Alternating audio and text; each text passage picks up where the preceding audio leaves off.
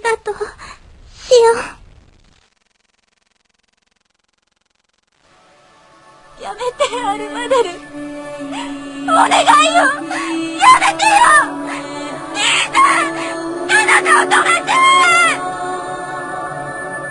じゃあ、またね。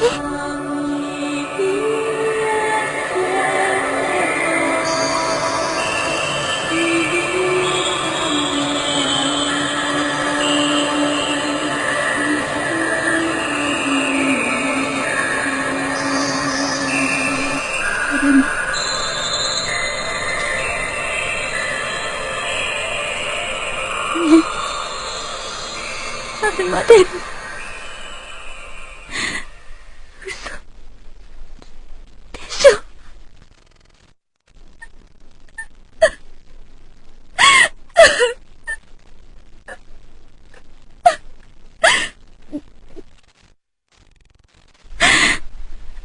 なんで、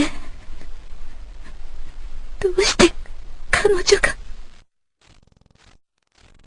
彼女はレメゲトンを拒絶したんです。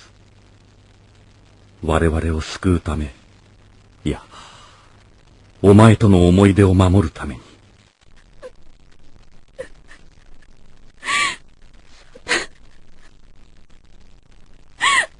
なのって。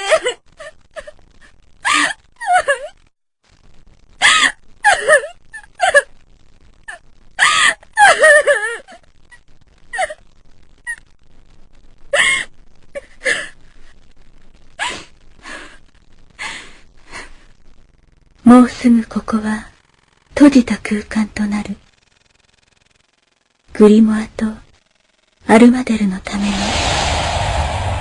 誰も訪れることのない永遠の墓標。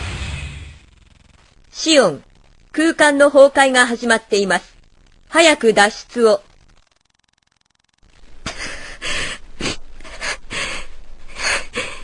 いい。もう疲れたの。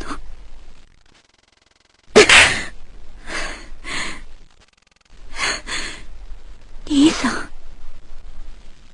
シオン、あなたがこのまま諦めてアルマデルが喜ぶと思うのですか？だったら教えてよ。アルマデルは一体何のために生まれてきたの？あの子の幸せって一体。それは他人が推測で語れるような問題ではない。その答えを出せるのはアルマデル自身です。そんな理屈聞きたいんじゃない。だけどね、一つ確かなことがある。あなたに会うことで彼女はあの笑顔を手に入れることができたんです。それは紛れもない事実ですよ。兄さん。